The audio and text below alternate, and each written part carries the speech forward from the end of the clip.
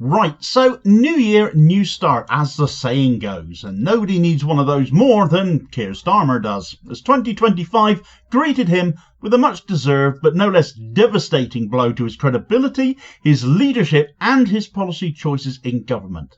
Whilst he holidays in Madeira, polling has dropped.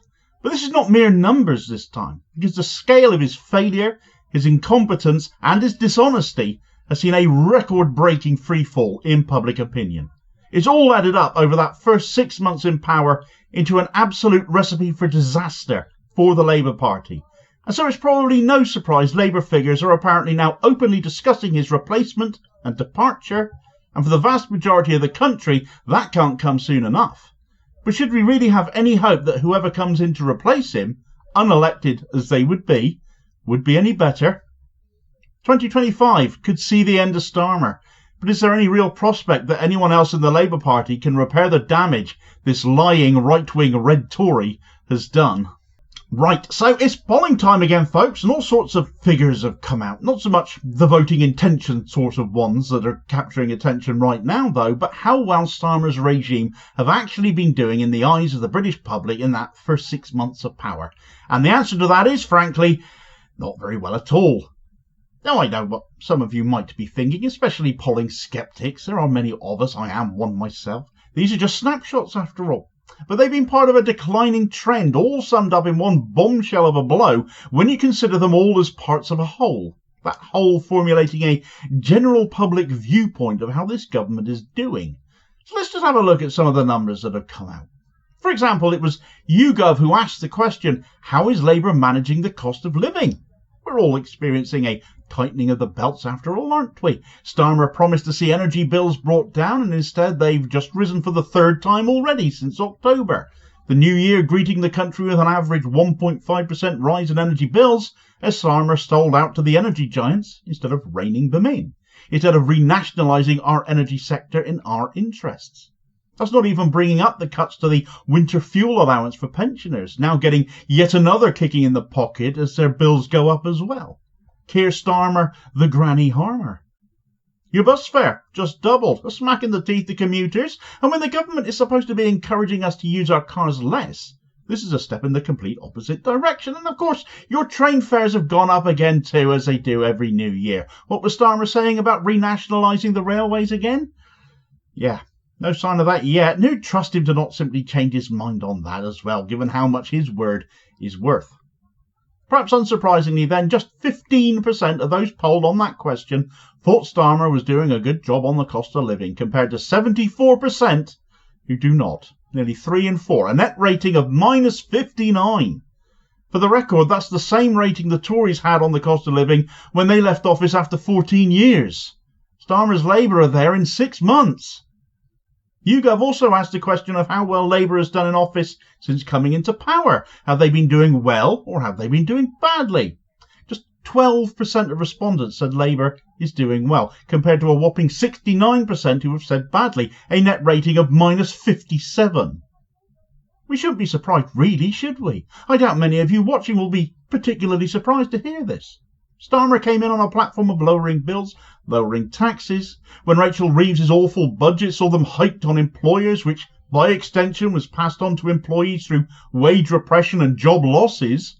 A budget which saw government bond share interest rates top that even of the Liz Truss disaster mini budget. But the press has never called Starmer out quite in the same way over that, have they? YouGov asked how well Labour is doing on the NHS as well.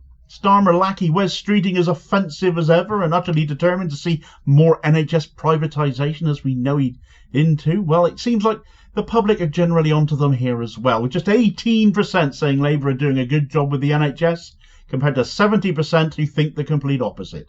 A net rating of -52.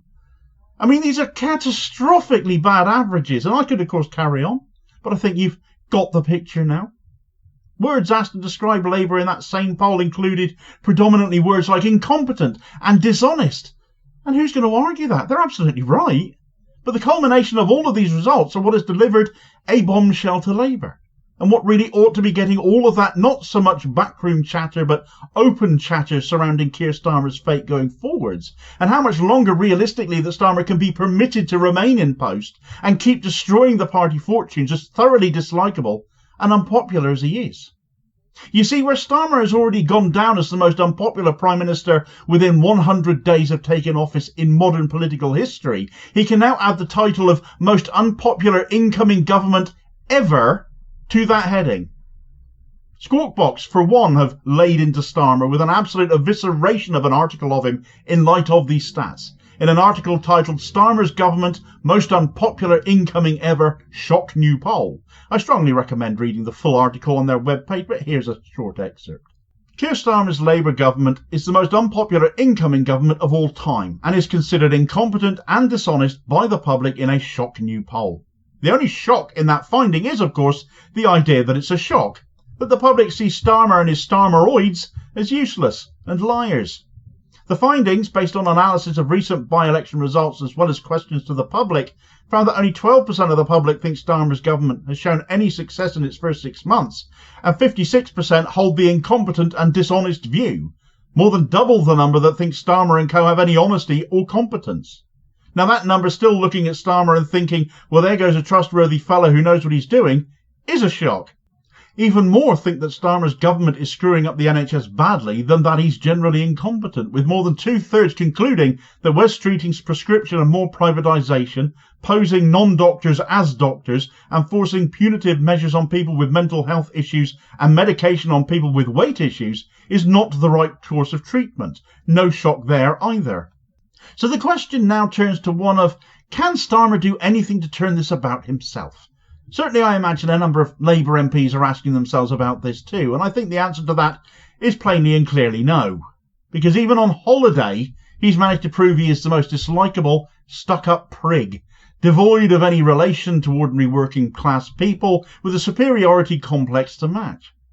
If you haven't been made aware of what ostensibly is a bit of a non-story really, it is something the right-wing hate rags have been salivating all over, but it does actually speak to the heart of who Keir Starmer is, the sort of person he is, what he is like as a person. That on holiday with his family in Madeira at an amusement park where there was this toboggan ride that was very popular apparently, so popular that the queue for it was 3 hours long, he chose to pull rank and skip to the front of the queue, citing security reasons, amidst much booing and shouting apparently from those who were seen as less important. Mere mortals, I'm guessing. Now, security is one thing, sure. As the Prime Minister, I dare say, he does need some, especially if you're as unpopular already as he clearly is. But clearly he was also perfectly secure to enter the park and enjoy the facilities with every other member of the public present everywhere else. He would therefore have been perfectly safe and secure, with whatever security he had there, waiting his turn in said queue, than you would think. Instead, we get a reminder that this is a guy who thinks he is better than the rest of us. A guy who, as a shadow minister in Corbyn's administration, reputedly ignored anyone he felt was beneath him if they spoke to him. And we're seeing that persona presented to us again here. That this is a man who feels he is entitled, and it is just one more facet to a man with absolutely no redeeming qualities whatsoever, that there is every reason for us to dislike him and every reason to believe there is no way he can turn his ever-growing unpopularity with the British populace around. He just doesn't have it in him. He's incapable of anything but being unpopular, dull, dishonest and downright cruel, an aspect I haven't touched on so far. But when you consider the harm his policies are doing to various demographics in this country, not just the elderly with their fuel allowances, but the low wage as he comes for benefits, the disabled again as he also comes for benefits, the young as he keeps the cruel Tory child benefit cap, and then there is all of the Zionism on top still supporting Israel, that lobby having bought and paid for him, because no PM has ever been so fond of freebies, so easy to be bought as Keir Starmer has been after all.